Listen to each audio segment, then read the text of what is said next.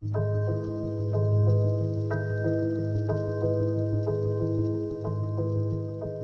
came around the corner, I was at the top of the stairs, and what I saw from at the top of the stairs was a man right here around the corner with his arm like this and a gun pointing up at me. All I could see was a black hat and a black jacket, and that's all I could see, and the gun. And I stood there thinking that this was the serial killer, and he's yelling at me, "Come down now, ma'am, come down right now." They came with the director of milk control, an assistant director, and our inspector, and they all came and pretended they were just going to do an inspection, and then they did a seizure.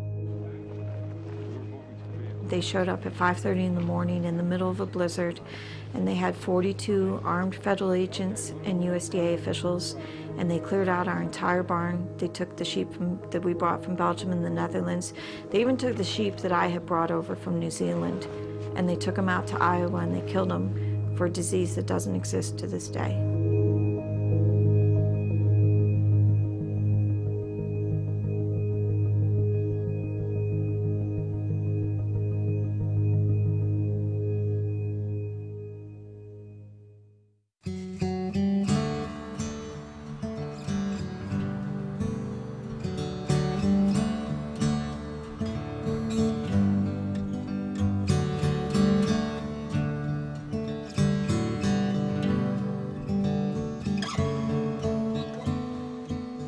There are two competing food systems in America.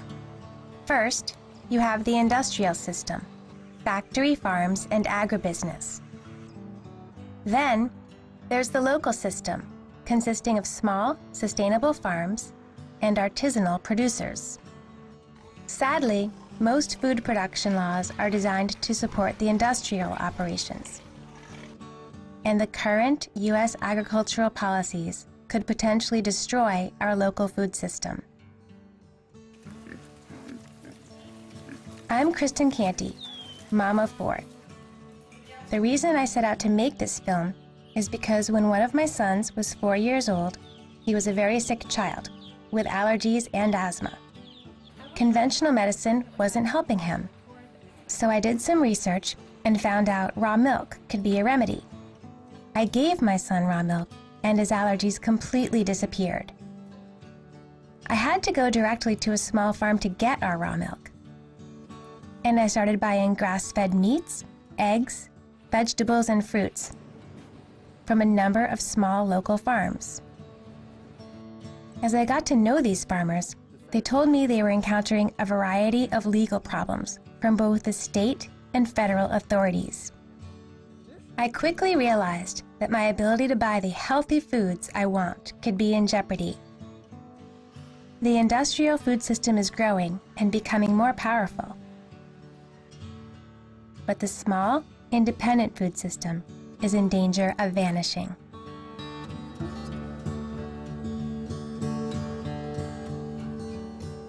Every time there is a major shakeup in the food system, local food takes a hit.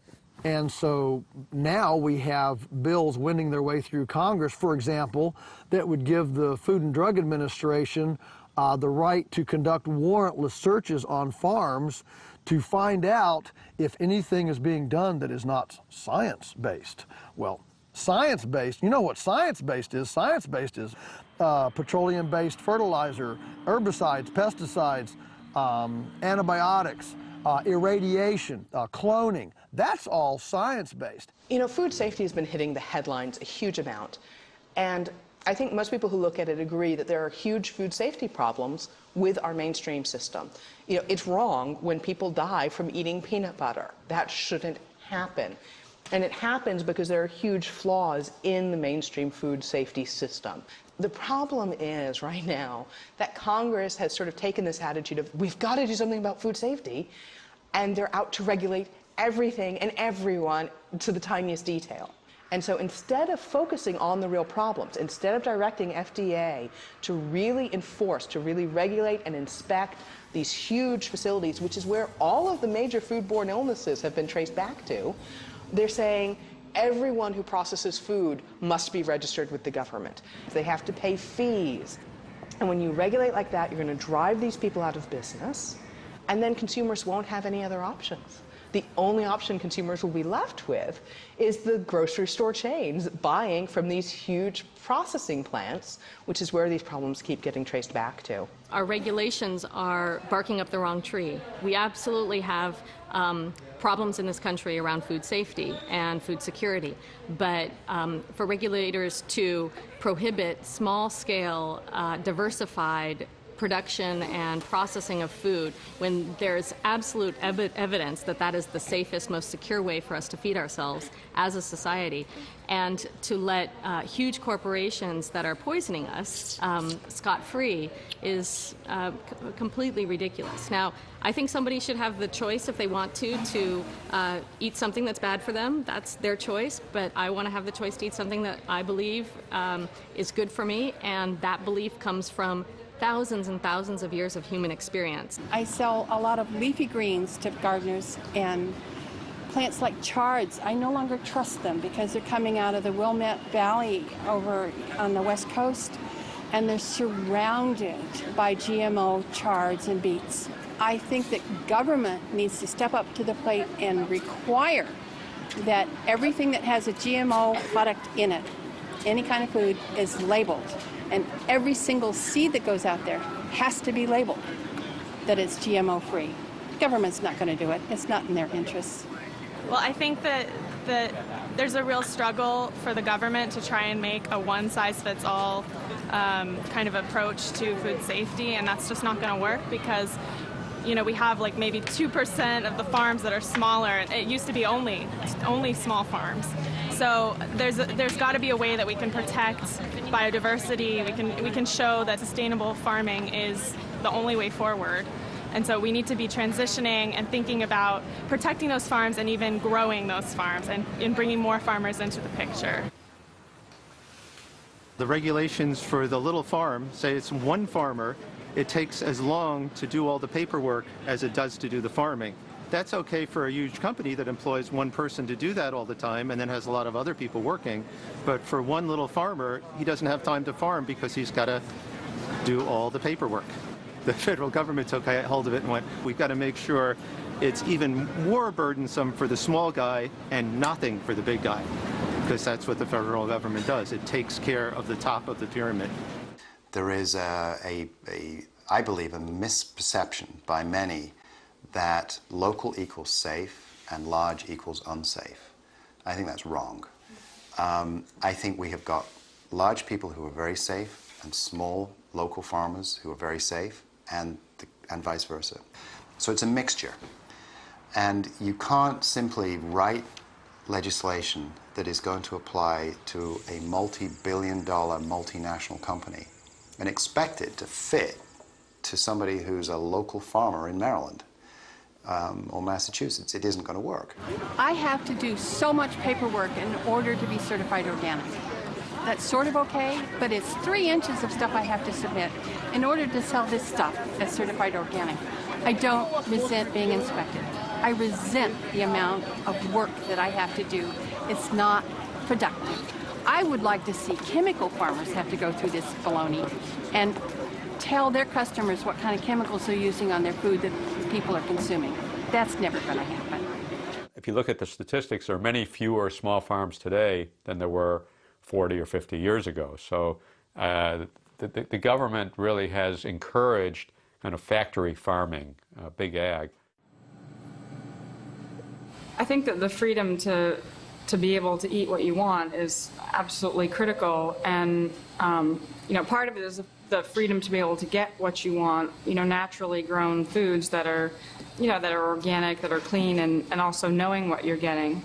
It is alarming these days to hear more and more about what's happening with farmers and certain restrictions, and they're running into trouble with the government when the people who are producing sort of the most unnatural processed foods are just running along producing all that stuff, whereas the people who are trying to do things, the most natural way, as it's been done for years, are all of a sudden running into all of these roadblocks.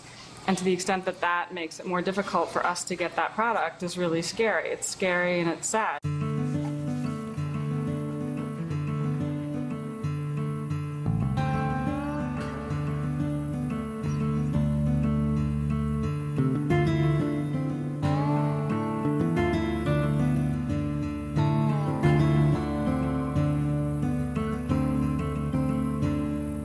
I'm Linda Felice, and I studied mad cow disease over in England. I worked with Professor Eric Lamming, who was the advisor to the EU and the British governments on mad cow disease and how to deal with it and how to make public policy dealing with mad cow disease. My husband Larry, he has a PhD in animal science, and he was doing a postdoc in England while I was working with Professor Lamming, and he came across the British Sheep Dairy newsletter. And we knew that we wanted to work together. We wanted to do something in agriculture and something that would be financially viable with our children. And when he found the British Sheep Dairy newsletter, he said, that's it. We're going to milk sheep. And I said, we're going to milk what? Because at that time, I didn't even realize you could milk sheep. And so in 1993, we moved to Vermont. So we worked with the USDA for 3 years, brought over sheep from Belgium and the Netherlands, and set up a family sheep farm. When we brought the sheep over, they had to go through 2 months quarantine over in Europe and a month quarantine here in the United States, so that if there was any transmissible, communicable diseases. So a whole series of tests were run on the sheep while they were over in Europe, and the same tests were repeated here. All the sheep passed with flying colors. First of all, there's no sheep in the world that's ever had mad cow disease. Second of all, we know what these animals ate, because the theory was that BSE, or mad cow disease, was transmitted through contaminated feed from ground up cattle being made into meat and bone meal, and then being put into cattle feed and into sheep feed. And we knew that none of the shepherds had ever used any feed that had any meat and bone meal. Plus, these animals were lambs when they came in, so most of the feed that they had eaten was their mother's milk. And USDA, they kept telling us that they wanted us to surrender the animals. And we were approaching it from a scientific way. And so USDA showed up at our farm and put the animals under a quarantine. And when Wayne Zelanga showed up, state vet for Vermont, showed up at our farm, he handed us the quarantine papers and he said, I don't mean this as a threat, but let me tell you, if you tell anybody about this, you go to the media, you get greedy, you ask for a bunch of money, we're going to put you out of business, and don't think we haven't done it before. When we were threatened, we went quiet for an entire year. We didn't tell anybody. We told my parents and Larry's parents, and that was it. So here we're part of this great organic group of farmers working together, and we're seeing them day to day, and we can't even tell them these sheep are being quarantined under fear of mad cow disease. And it was a really, really tough year. We brought over 3 European scientists, and we had a meeting down in Washington at USDA. So the 3 Europeans all presented their information. They said, okay, this is what's going on in Europe. There's not a single sheep being killed under suspicion of mad cow disease. The flocks that the animals were imported from, they've all been continued to be surveilled. They're all perfectly healthy. Everything showing that our sheep were not at risk. And so then we opened up for questions, and it was silent. No one said anything. And finally, Linda Detweiler's boss, Alfonso Torres, said, look, I'm really sorry, but we're under political pressure, and you're going to have to surrender your animals.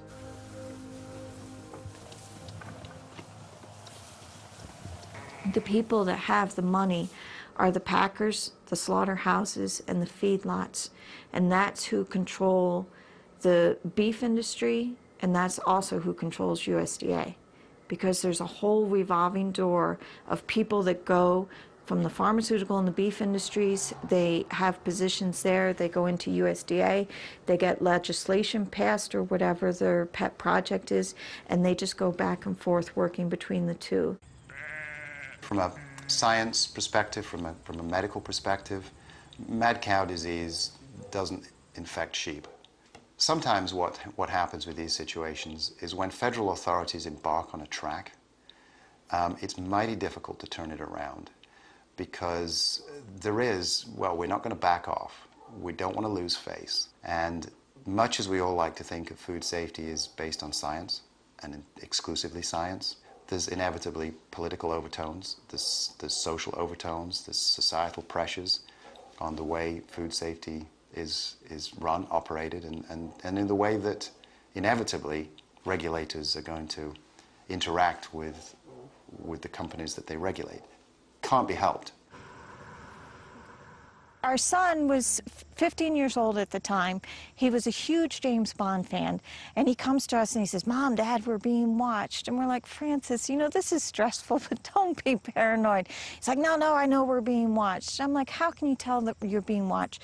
"Well, I see these cars going by, and they slow down and they watch me, and sometimes they're parked." And we're like, "Well, this is a tourist area. It could be anybody." He's like, "No, Mom, the cars are clean." Because in Vermont, nobody has a clean car. And they wore ties. And they wore ties. Yeah. But, you know, then we started increasingly, customers would come in the store and say that they saw these guys parked up at the Vista, and they were just being seen more and more. And, you know, here we were doing sheep farming and running a little country store. And, you know, what were they watching for? What did they think we were going to do?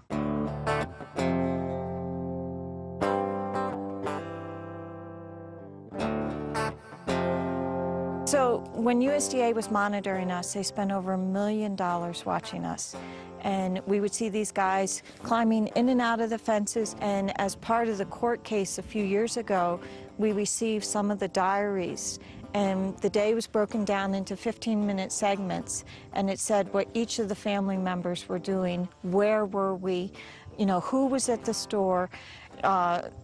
Larry Felice and son Francis moved the sheep, missed one. Anyone in the valley that they saw that had a Save Our Sheep bumper sticker, they wrote down their license plates. And then they investigated them. They also did 2 criminal investigations of Larry. Linda Detweiler requested this. So the first one was to see if anything about the importation had been illegal, and then and they couldn't find anything. So the second one was a personal criminal investigation to see if he had anything in his background. I married a clean one.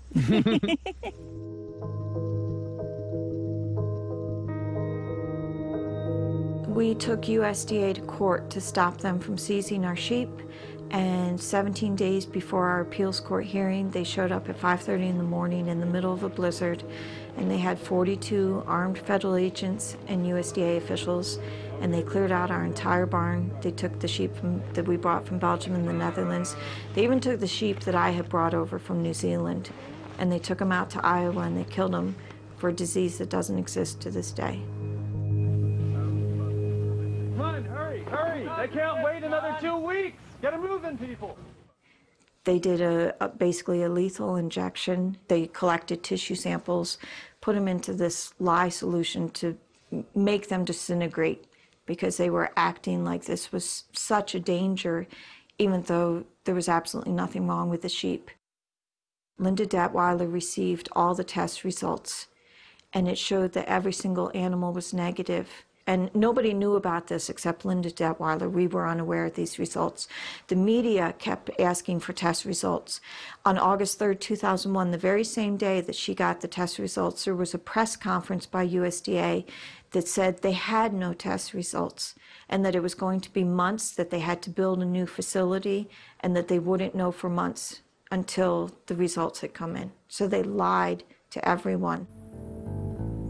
Later that summer, USDA said that they wanted to take all of our equipment, take a lot of the pieces off of the barn, and basically take anything that we had that would allow us to continue in business. And so they brought Heather's Milking Parlor. Heather's Milking Parlor, you know, you name it. And so they brought a giant dumpster here, and we filled that up with a lot of the stuff, the trailer they just took off. And what they told us is they were taking everything down to Massachusetts to be incinerated. And they were also taking the hay that we were producing off the land and saying that that was dangerous as well, and they needed to take that away and have that incinerated. Well, and that went on for a couple months. Yeah, and I became really suspicious about that. So one day they came to get a load of the hay, and I decided to follow the truck. And they went to the local landfill that's only a few miles away, and they dumped it right into the landfill with everything else. So I guess they really didn't feel it was dangerous. And we found out later that the USDA had all the test results that proved that there was nothing wrong with the sheep before they ever started bringing those dumpsters around. So they had all the evidence to show there was no danger whatsoever, as we all knew from the beginning, but they had the evidence, and yet they spent all this money and created this facade of doing these things for public safety, and all they were doing is dumping things in the local landfill and wasting more resources. When we were trying to get compensation, they waited till 18 months after the animals had been taken, and it cost us $5,000 a head to bring the animals in. They gave us a check that was $1,300 per animal. And we said, why the discrepancy? Why didn't you pay us at least what you paid these other people? And they said, well, you chose to fight. USDA likes to instill fear. And so by giving people a gag order or telling them they can't talk about it, that makes it so that they feel that they can control it better. I knew we would win eventually. I didn't know if we could save the sheep, and we didn't do that. But to be able to show that the whole thing was a complete fraud and premeditated and done on behalf of USDA's agribusiness sponsors and not for human health as they pretended it to be. And I know that I personally have lost all faith in agriculture within this country.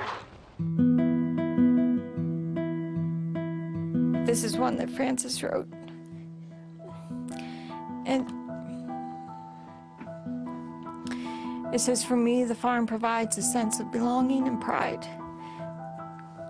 The farm has allowed me to become much more responsible and active. Yeah, things are busy on the farm, but it's a good type of busy. It helps to make me more organized and prepared.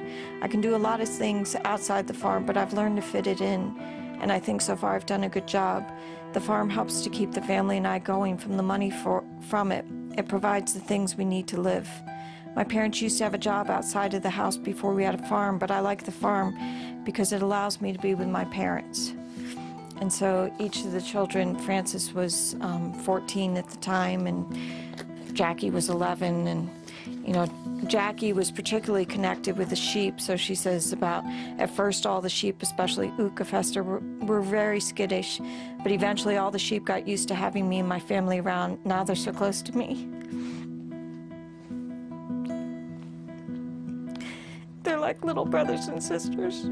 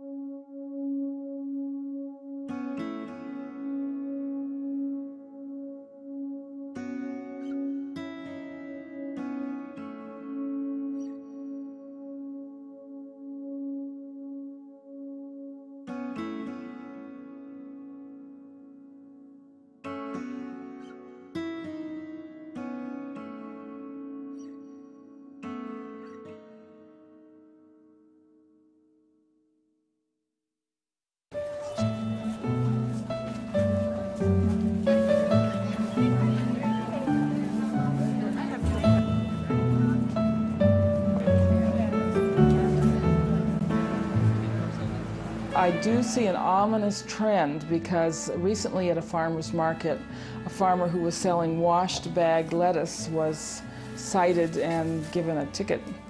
And they said this is a processed food. They're actually going onto the farm and telling farmers how to grow things.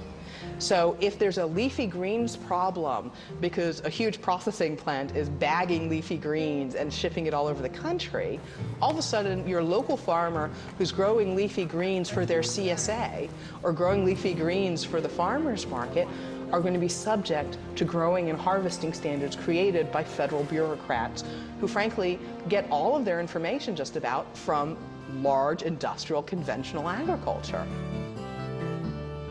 One of the problems that small farmers have is expense. There isn't a lot of government infrastructure that supports how hard it is to be a small farm. And that's something that perhaps has always been true, but increasingly since the 50s, we've watched it really eat away at a lot of the land that we have that's being very well curated by small farmers and organic farmers. As farms like ours resonate with patrons who are yearning in their soul and their bodies are craving for real food, and they eat this food and realize, wow, this is actually food that I can pronounce what's on the label and that I can actually make in my kitchen. You know, that's a pretty amazing thing that now 95% of what Americans eat you can't pronounce and you can't make it in your kitchen. Real food like butter, like real milk, like eggs, have been made the devil in the world of food, to the point where people are afraid to eat real food. And unfortunately, the result of that is 72% of the country is obese or overweight. We have heart disease, cancer, and diabetes rates at all-time highs. And every year, it's getting worse. We should be able to eat and drink whatever we choose to and feed that to our family. I believe that just as you can buy raw meat and choose to eat it raw, which many people do, or you have a warning label and you can cook it. I don't understand why we can't buy raw dairy products and either choose to boil them ourselves or choose not to. Although I do understand why, because if that was the case, then the agricultural system would have to start producing real food instead of contributing to the problem. If you look at the statistics between 1970 and now, the U.S. has lost 88% of its dairy farms.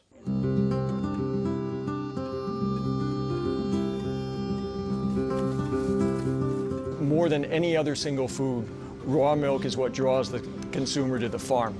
Once they get there, they might buy meat, poultry, produce, but raw milk is what initially causes them to set food on the farm.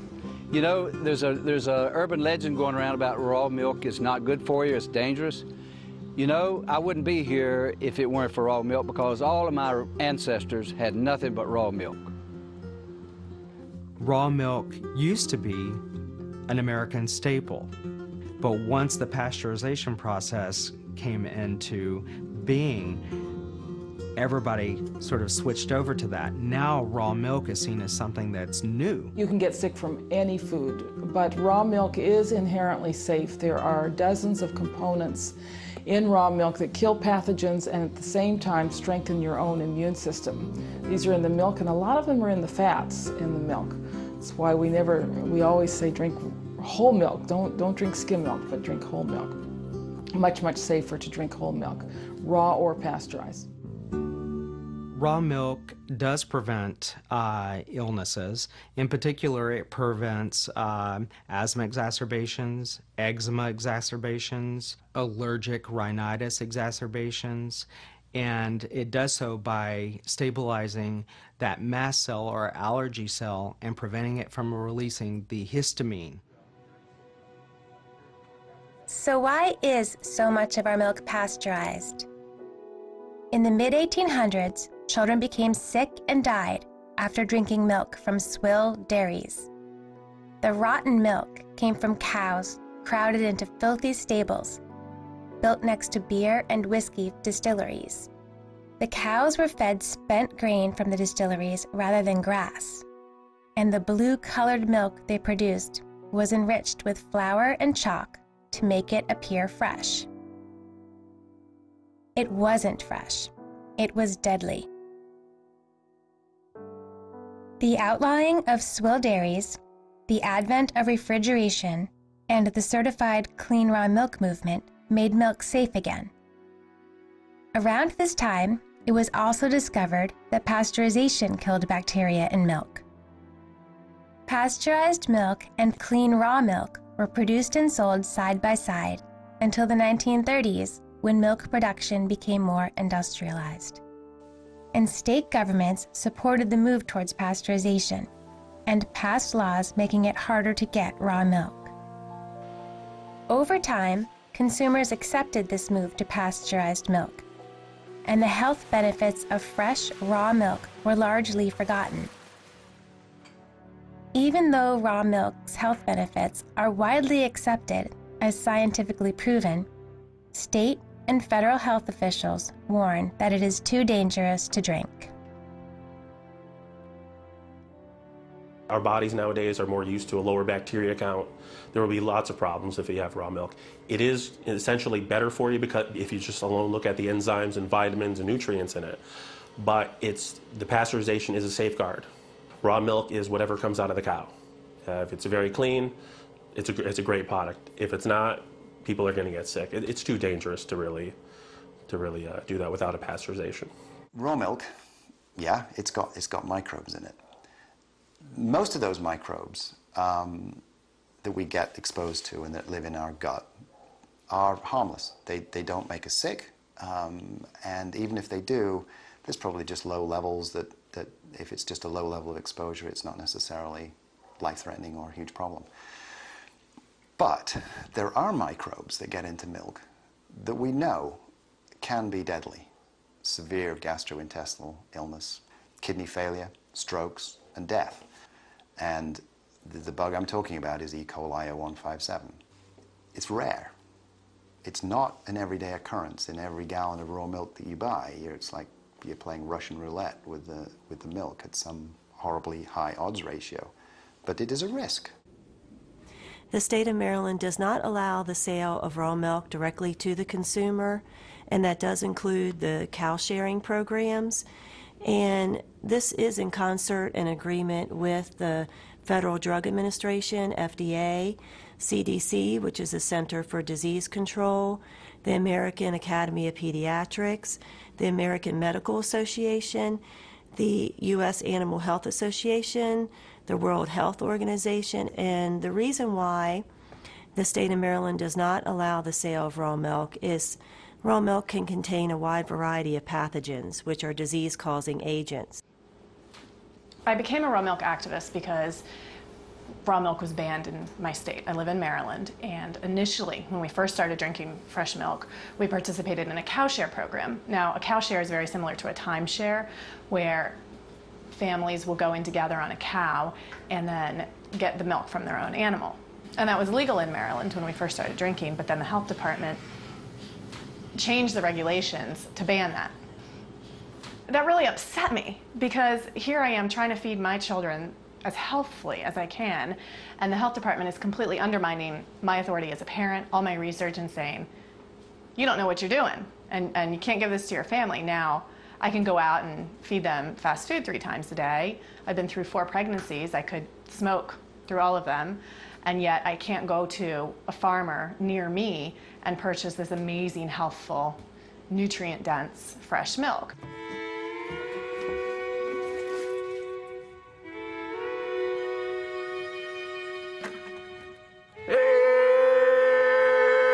Cows! Come on, cows! Come on, girls! Let's go! Hey, you cows!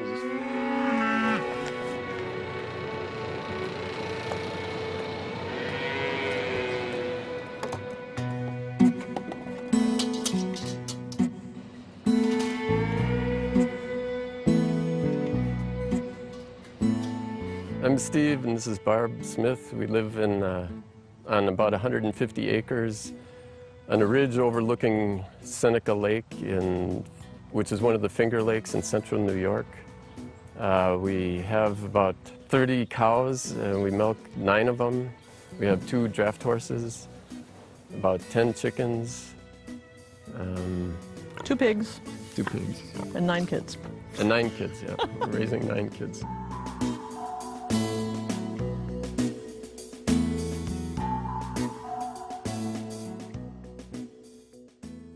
We decided to form a community-supported dairy where we would have a small herd of cows and milk it, and then distribute that milk to the members of this group. We did that, and we had 100 members or so, but Ag and Markets did not like that. They came and inspected us with several warrants. They tried to get us for contempt of court. They did several court actions to stop us from milking cows and distributing milk privately to members of our community-supported dairy. The state of New York started to escalate enforcement actions against the Smiths. First, they would send in inspectors to the Smiths farm and say, you need a permit for what you're doing, and the Smiths would say, no, we don't need a permit. The Department of Ag and Markets would then levy administrative fines against the Smiths. The Department of Ag and Markets would then go in and try to execute a search warrant against the Smiths. Ag and Markets would confiscate some dairy products and order it to be destroyed. So they escalated these enforcement actions against the Smiths over the course of about a year. Ag and Markets is the Department of Agriculture and Markets in New York State. That's what they call it. It's a different name in each state. And in their, theoretically, I looked a little bit through the history of ag and markets, and theoretically they were established to support farmers so the agricultural products could get to markets and do anything they could to further that. Obviously, that's not what they're doing.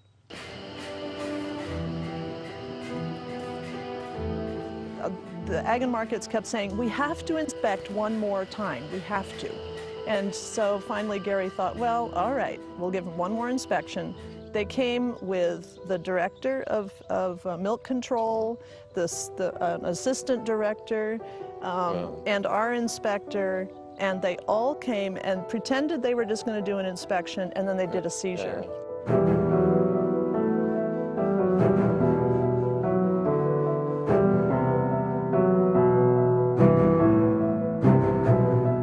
The cooler that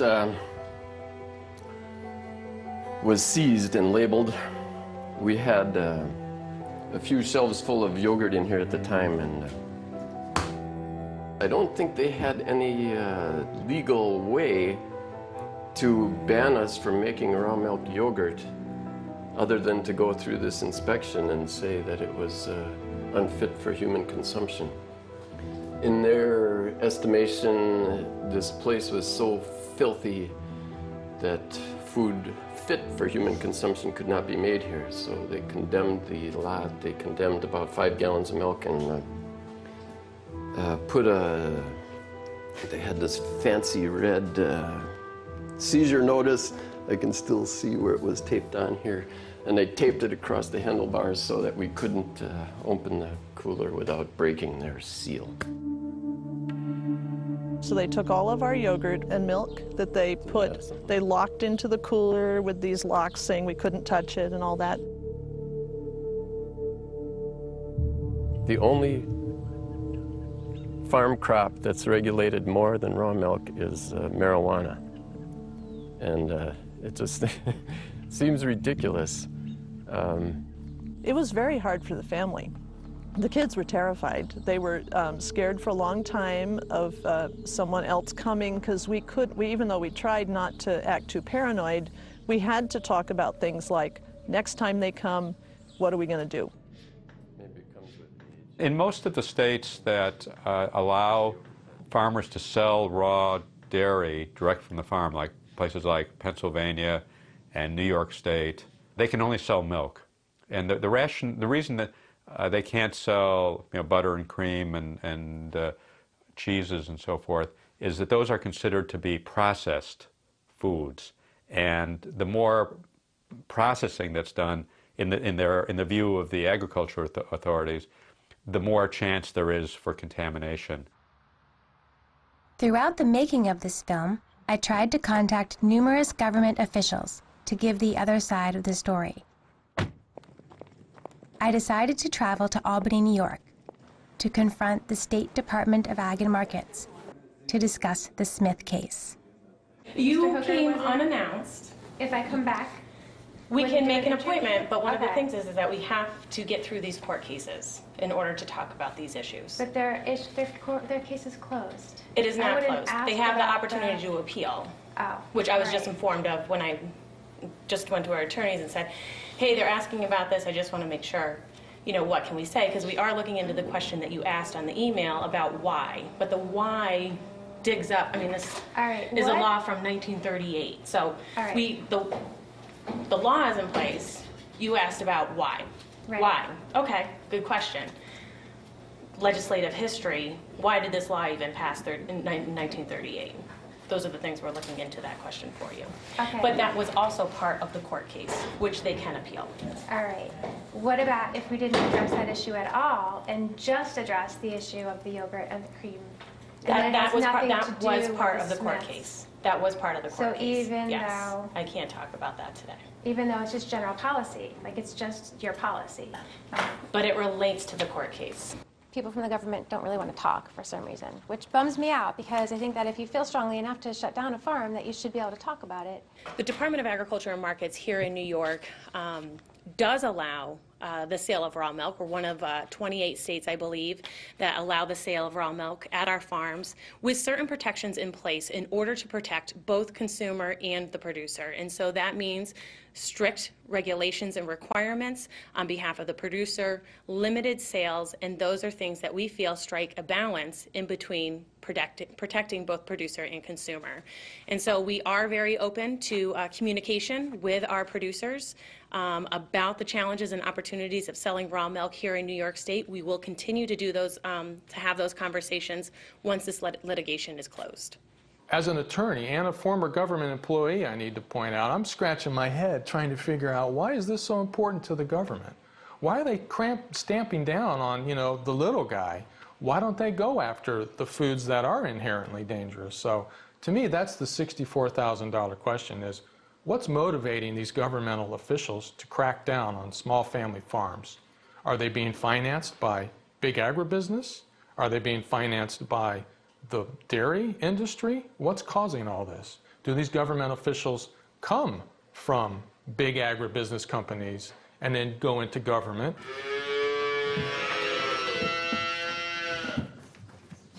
Because we live near Ithaca and Cornell is the big employer down there, a majority of our members are somehow connected with Cornell. A lot of them are in the sciences. These are all very educated people who, they're not people who don't know the difference between raw milk and pasteurized. They're making very deliberate decisions to drink raw milk. So it's kind of funny because I think about taking them all to the judge and saying, would you all stand up and introduce yourselves? And that case is still on appeal, and we hope that some judge will be able to decide that this is a legal private enterprise.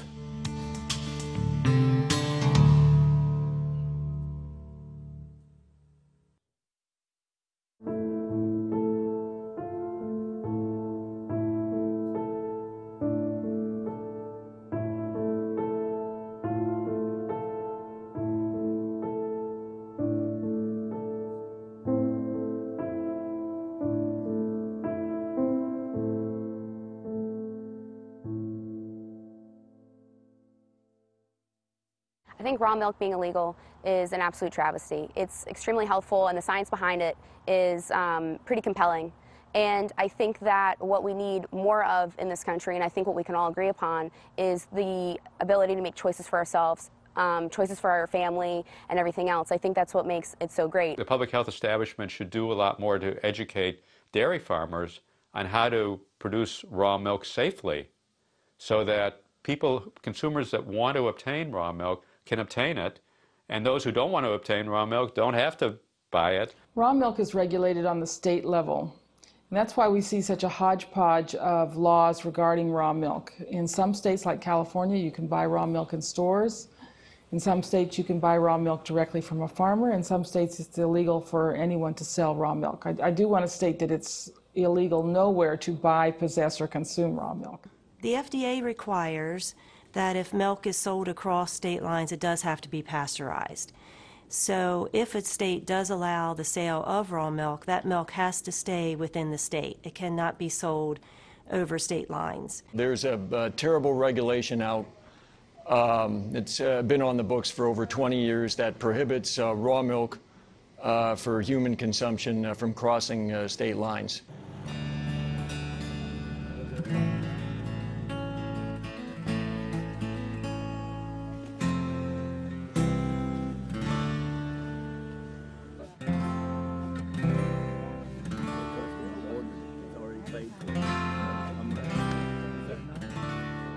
My name is Eric Wagoner. I'm the market manager for Athens Locally Grown. And, everybody shows up at one spot in Athens on a Thursday afternoon to meet the produce from the growers to the customers. And this last week on Thursday, when we arrived at the pickup location, there were several inspectors from the Department of Agriculture waiting for us. And they were there. They were from the meat division. I think they might have been looking at the meat products to make sure everything was legal there, which of course it is. And in the process of looking at that, they entered my truck and found a bunch of coolers. Raw milk from South Carolina, USDA grade licensed dairy. A imminent health hazard according to the state of Georgia. I believe that the freedom to choose your own food is very important, and I like knowing where my food comes from. So I would like to have raw milk sales in the state of Georgia and allow dairy producers to make that choice of whether they want to provide that to the consumer. I understand that the government wants to protect us, and I understand that the people that made the laws felt like that was the only way to go. And if, you know, cows are grain-fed, sure, that might be the only way to go. But we know that grass-fed cows produce really nice milk. So what we want to do, Denise was there on Thursday to just witness that everything is the way that it was on Thursday.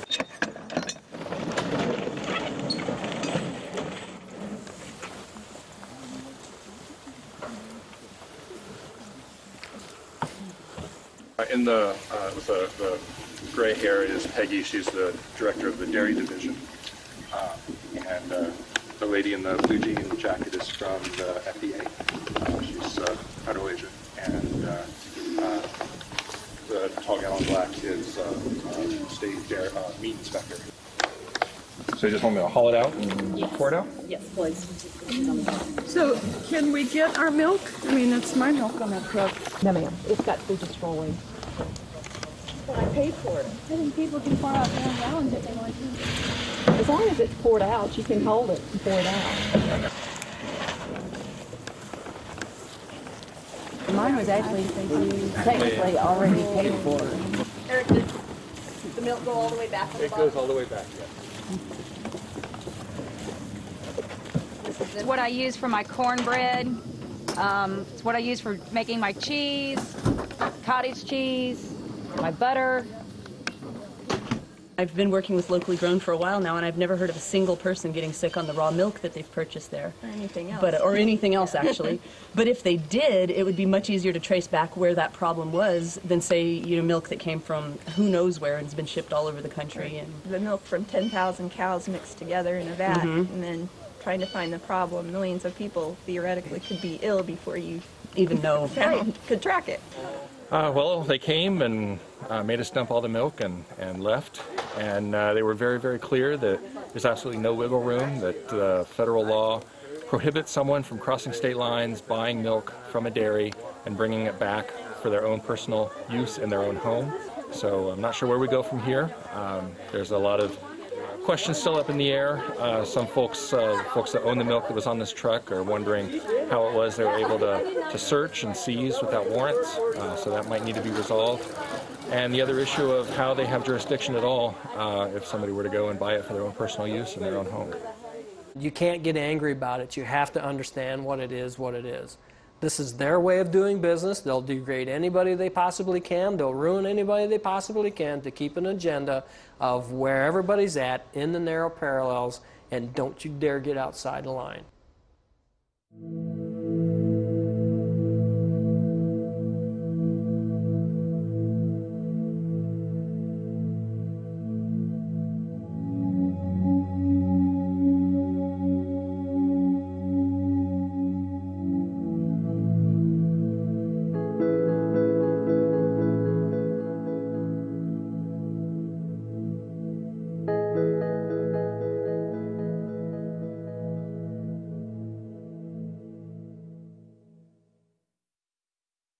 When I go to Pennsylvania for my milk, I'm getting most of my food there. You know, I've got 4 kids. I don't have time to go to a different farm for every item. So the Maryland farmers are missing out on so much more than just milk. The meat, the eggs, the chicken, all those purchases are happening in Pennsylvania as well because of the ban on fresh milk in Maryland.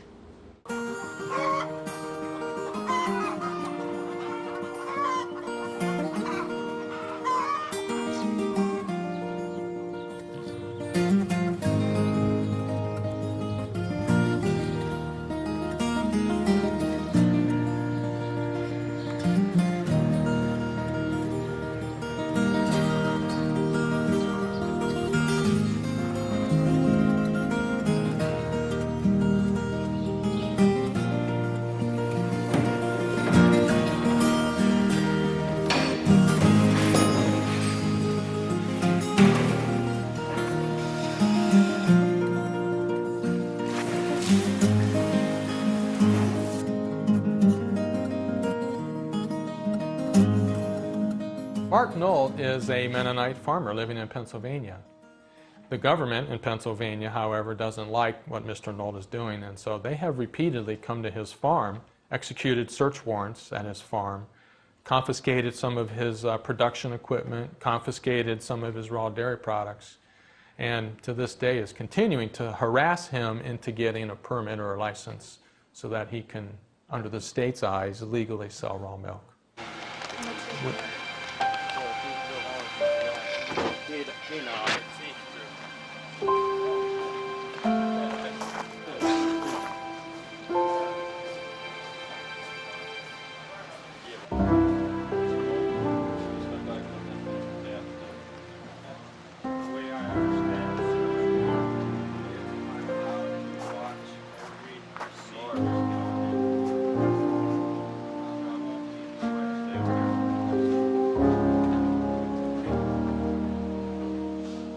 He had actually asked the Department of Agriculture, could he sell raw milk direct without a permit?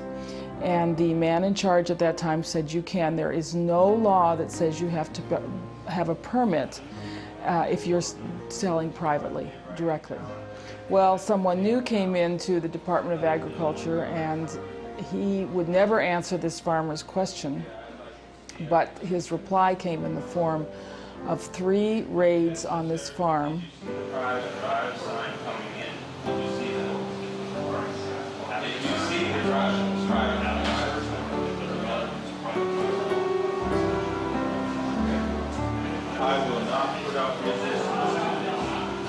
Mark Nolt has been raided several times by the Pennsylvania Department of Agriculture.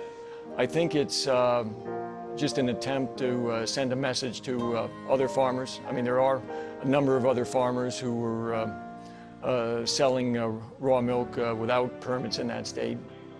And it's an attempt to intimidate them into going along with Pennsylvania licensing requirements, which Mark objected to, because under the licensing requirements, he can only sell raw milk and raw cheese aged over 60 days. He can't sell other value-added products like butter, cream, and yogurt. And he thought he was an unjust law, and he exercised his conscience.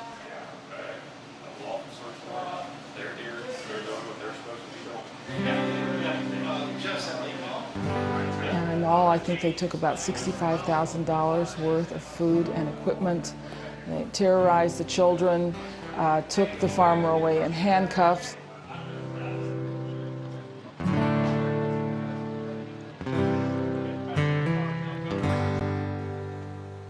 Both the PDA and the FDA say that Mark refused to answer the citations that they served on him, and so they had no choice in their view except to go and actually arrest him, bring him in, and serve him with the citations, and in that way.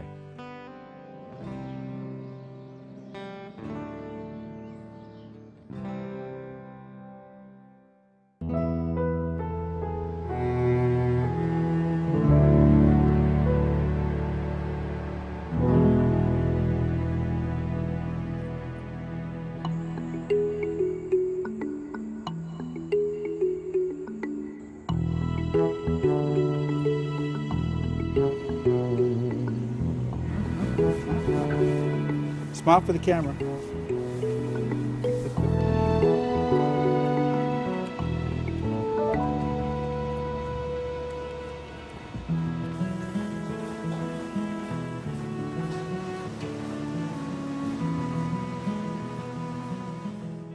My name is Mark McAfee. I'm the founder of Organic Pastures Dairy, and we have been selling and distributing a wide variety of organic raw dairy products that are grass-fed here in California for the last 9 years or so. From our dairy here on 405 acres of the wonderful fertile ground in San Joaquin Valley, all certified organic with about 400 cows. The interesting thing is it's the entire food chain we manage, all the way from the earthworms in the dirt, the grass, the cows, the milking of the cows, the quality assurance of the milking of the cows, all the way through the cold chain, the creamery, the bottling, the business end of it, the distribution, the relationships with stores, the relationships with consumers, most importantly. I, who had not consumed milk in probably 30 years because it just gave me stomach cramps, I drink it every day now.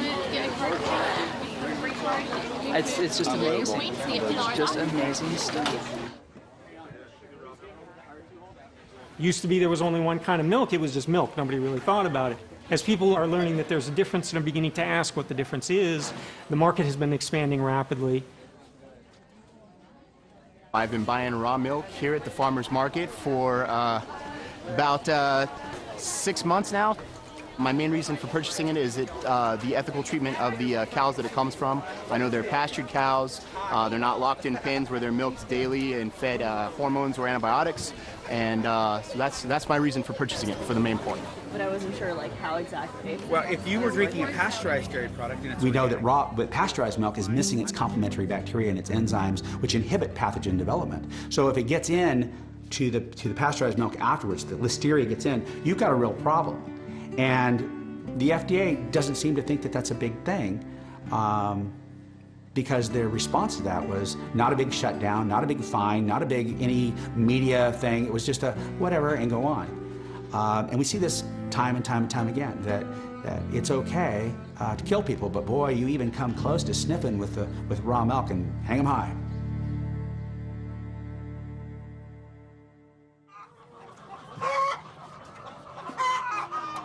As the call for fresh milk grows, so does consumer demand for pasture-raised beef, chicken, and lamb.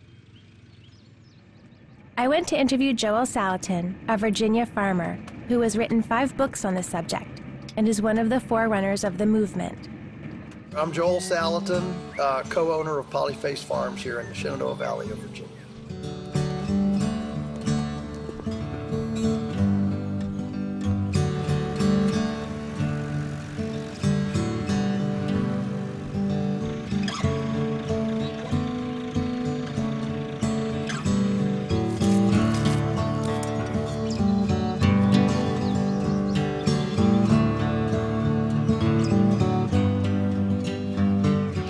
Back it up a little bit.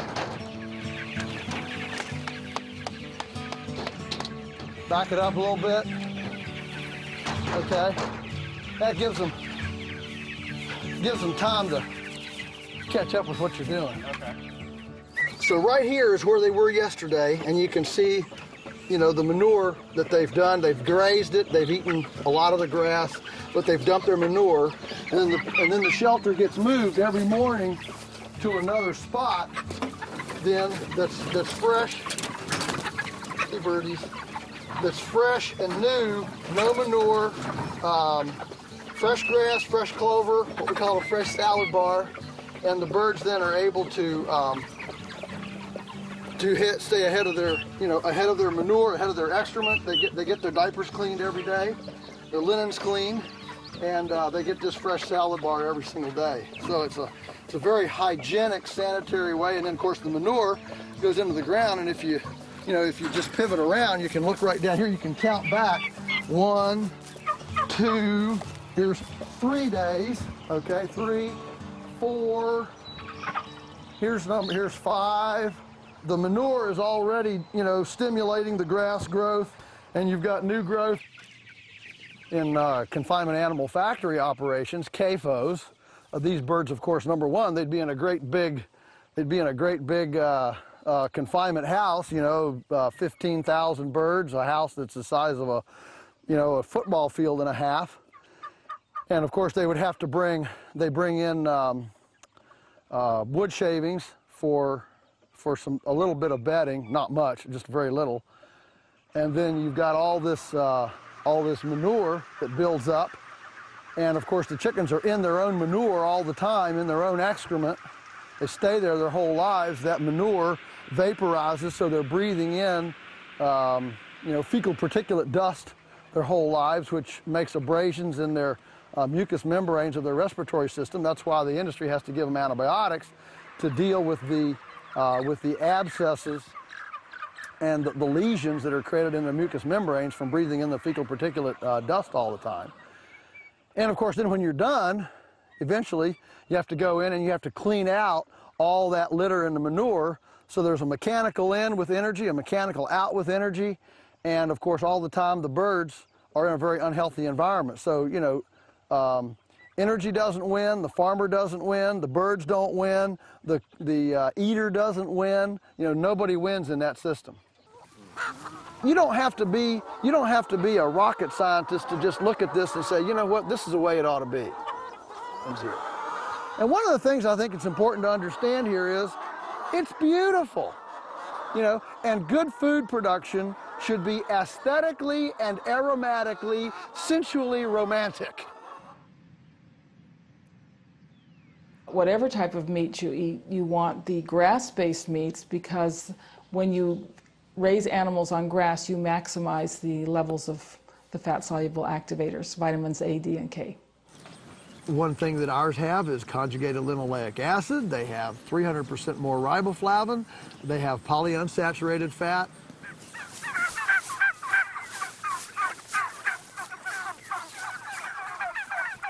You can see right here where they were.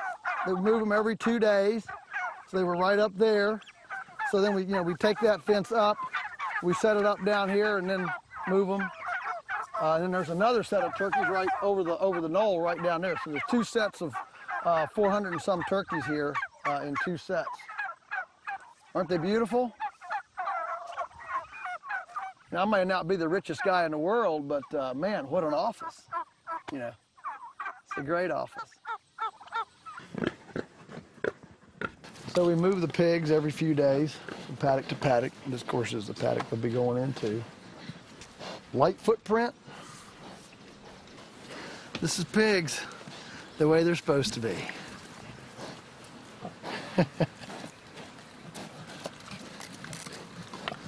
Years ago, every farm around here cured its own pork, its own hams. I mean, Virginia hams, cured pork. That was the thing that this area was known for.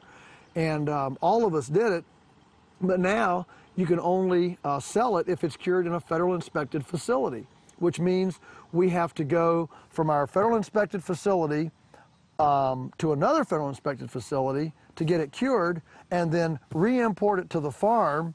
And what that means is that circuitous route and the processing cost that they charge us, even at $9 a pound, we don't make a penny on bacon because it's all eaten up in this regulated processing. So, you know, people talk about, you know, your food is expensive, or, you know, they try to paint us as an elitist niche market because our food is higher priced. Most of the time, this higher pricing has nothing to do with production. It has to do with these non-scalable, capricious regulations that keep us from being able to be efficient at accessing our neighbor with better food. If you're large, you have one set of issues. If you're small, you have a separate set of issues. We think each farm should be regulated based on its size and the type of production operation it's actually engaged in. You can't equate a slaughterhouse with Joel Salatin's Polyface Farm in Virginia. The two are completely different. My name is Mike Seymour. I'm a livestock farmer in upstate New York. I raise grass-fed beef, pork, sheep, and goats. All the animals are slaughtered at a USDA facility. We have to transport the animals an hour from the farm to a USDA facility twice a week, pick up the carcasses and bring back to our facility to process.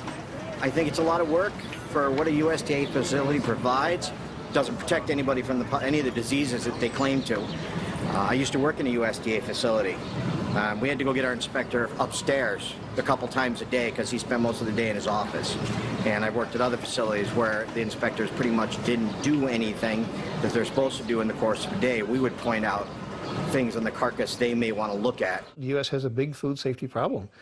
It just doesn't come from your small backyard operations. It comes from these huge slaughterhouses that, you know, pass cows, slaughter a cow every 30 seconds and can't possibly have the standards of human inspection and cleanliness that that you do when you do it on the farm and you have one cow and you slaughter it for an afternoon or something.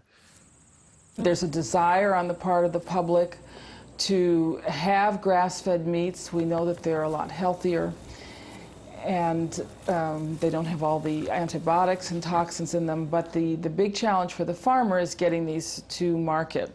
And part of the problem is the lack of USDA inspected facilities where people can go and have their meat butchered and then sell it directly to the public. Regulations generally serve as a vehicle for preventing small independent producers from providing the kind of food that people actually want to have. And what we have found in the past is that in general, regulations serve the large industrial corporations. They do not serve small farmers, and in effect, they do not serve the public.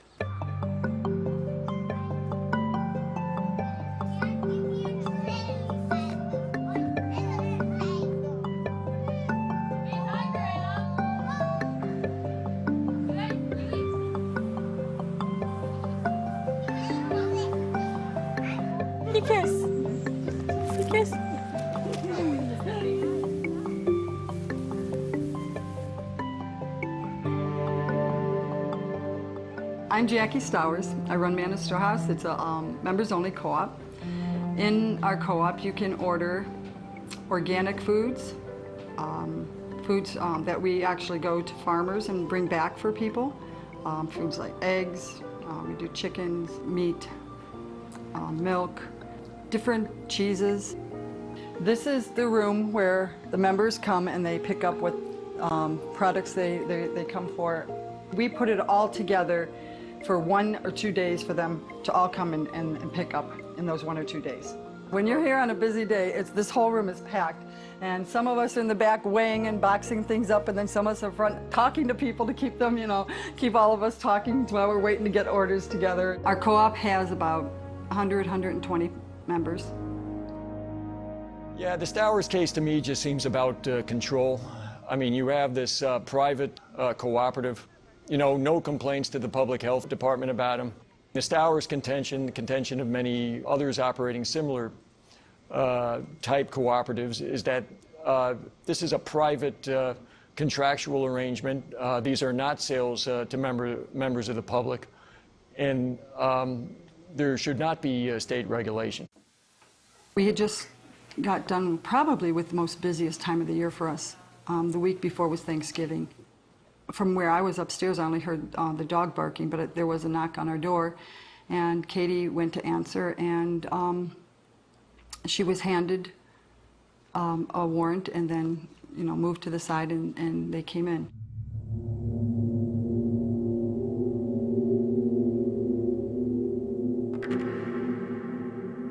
I came around the corner. I was at the top of the stairs, and what I saw from at the top of the stairs was a man right here around the corner with his arm like this and a gun pointing up at me. All I could see was a black hat and a black jacket, and that's all I could see, and the gun. And I stood there thinking that this was the serial killer, and he's yelling at me, "Come down now, ma'am, come down right now." When I got about halfway down, someone handed me papers, and I looked down and I saw, it was very difficult to read because I had a man with a gun in front of me. All I could focus on is this man with a gun and my children. That was the only thing in my mind. Our son David was in another room in the other side of the house, and he had a cell phone in his hand, and one of the sheriff's deputies tried to put his hand up, and David kind of went like this, and they shoved him, brought him down the steps and put him up against the wall. This is the room where we were held for 6 hours. We had 10 children in here, 2 adults. Most of the children were sitting on that couch and over here on this couch, and we had deputies here and over here just watching us so that we couldn't leave this room without permission. My husband pulled up and they frisked him, and then they allowed him to come in the back room with us. During this time, our second son, Chad, was in Iraq, and he calls every day at 11:30. Between 11 and 11:30, he would always call, and when the phone rang at 11:30, we had asked the deputies if we could please answer the phone, that was probably him. They wouldn't let us. And it's ironic that he's over there while we're over here, and any way that he would suffer any kind of post-traumatic distress syndrome from being there, we've here incurred the same thing upon us. The Ohio Department of Agriculture convinced the Court of Common Pleas here in Lorain County to issue a search warrant. The sheriff's department and a SWAT team came into the home of the Stowers and basically just held the family at gunpoint for about 6 or 7 hours while ODA and the local county health department conducted a search of the house, the co-op. Computers were seized, records were seized, and even the family's own personal food was seized. We had to deal for about a month, very intensely for 2 weeks with the children, with tremendous fears.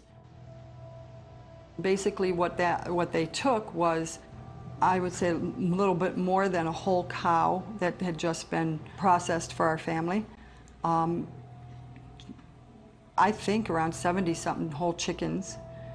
A whole, I think, 22 lambs, all of those slaughtered. The whole Stowers dispute was over their failure to have a food establishment permit, which is required by the food code. That's a third-degree misdemeanor. I mean, maybe the penalty might be a $500 fine. They sent out a team, I guess, of at least 11 policemen to a peaceful family that had harmed no one. You know, it blows my mind that government steps into, like, man a storehouse and regulate, you know, frozen meat or even, you know, products in cans when you have firearms out there and you have tobacco and alcohol out there, and you even have foods that people are allergic to, which causes death. Dear Jacqueline Stowers, I had heard what had happened to you and your family on December 1st. I am so sorry this happened to you, and I still can't figure out why someone would do this to you all. Please know there are folks, even in Idaho here, who are outraged and angry over what you all went through. I'm sending this small amount to help you and your family through this difficult time. This one's actually from Ireland. It says, Dear all, I just read about the raid on your co-op. As a co-op member of the best part of 30 years, interspersed with 8 years of organic shop ownership, I am absolutely appalled as to what has happened to you. Being on the other side of the great pond, I don't really think there's anything I can do to help, but I just wanted to let you know that you have my sympathies, and I hope justice will prevail and that you can continue your important work. Slan Ute.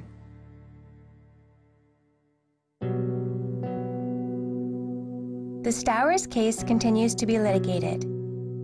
The Ohio court found that their co-op needs a retail food license in order to operate. Their case is now on appeal.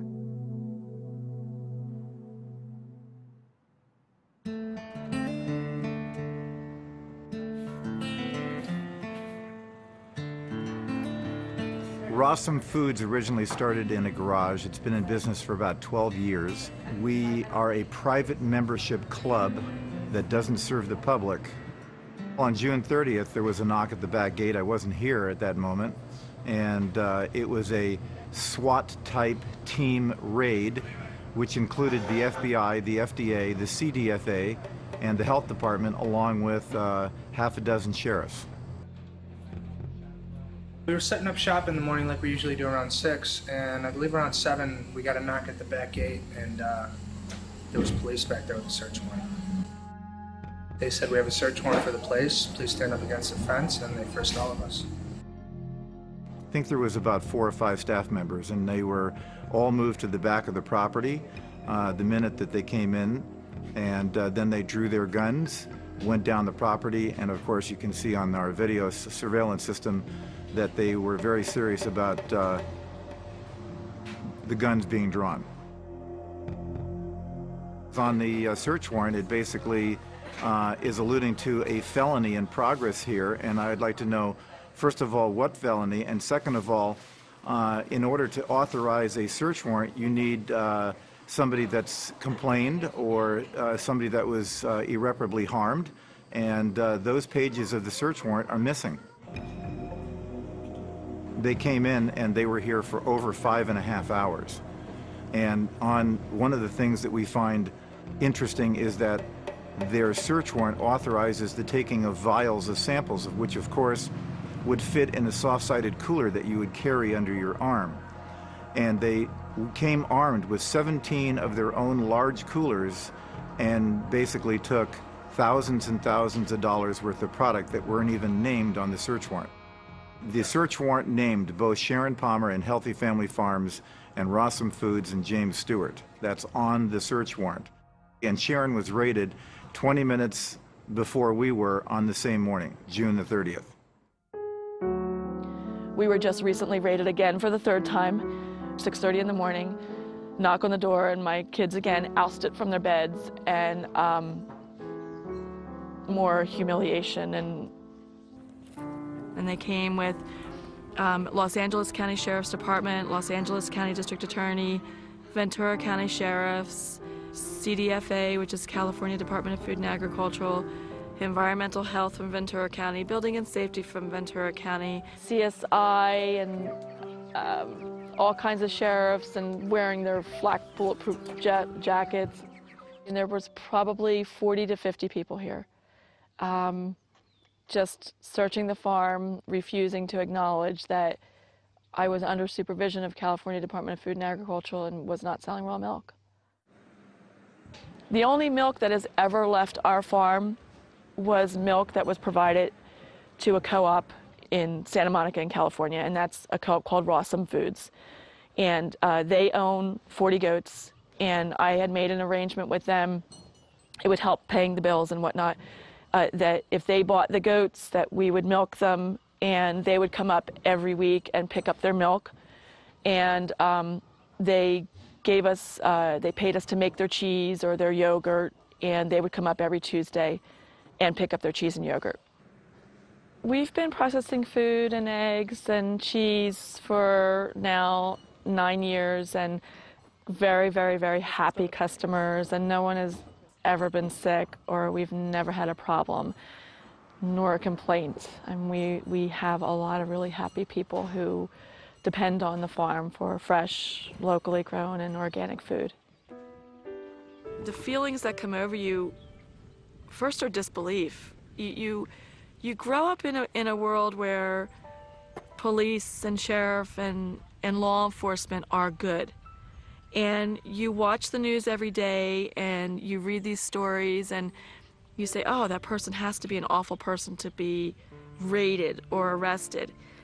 And then you're in those shoes and you sit back and you see yourself and you say, you work 12 to 14 hours a day.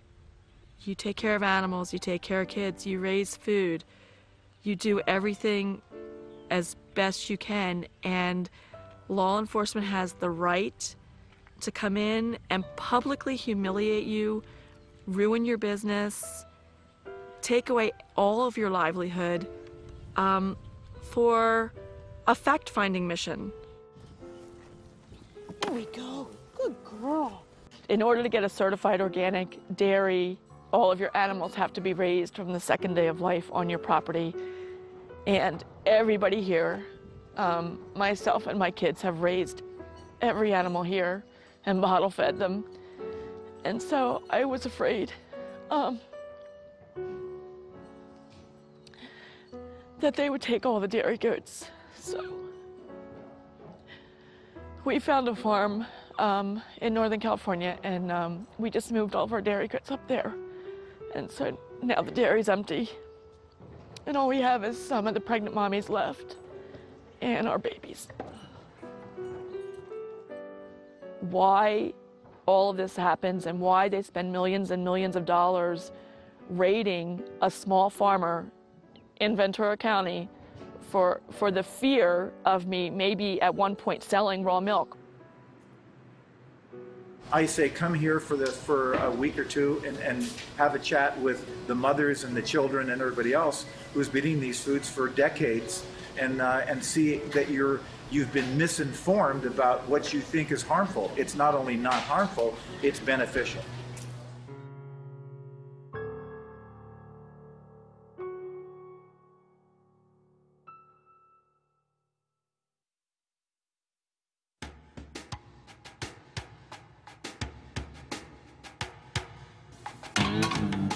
I made this movie to be a cautionary tale for consumers. Our freedom to choose the healthy food we want to eat is in danger. Our government needs to stop harassing small farmers, small processors, and food buying clubs. We need to encourage farmers to produce safe meats, vegetables, fruits, and dairy products. And the public health establishment should support farmers' efforts to get these nutrient-dense foods to accessible markets. If I had one thing to say to the USDA and the FDA, I guess my question would be, why do you hate freedom so much? Why? What is it about freedom? Whether it's a consumer's freedom to choose the food that they want to drink, whether it's me as a farmer choosing the customer who wants to buy my product, or how I want to make my product. What is it about freedom that is so horrendous to you that you are willing to take my property, take my life, take my customers, take my animals, take my land, that you're willing to do this in order for me to not have the freedom to even sell a pork chop to my neighbor? It needs to be our choice what we eat and how to take care of ourselves. We get enough media blitz, we get enough bombardment with advertising, $10 billion a year for our kids to eat junk food. We have to listen to all of that.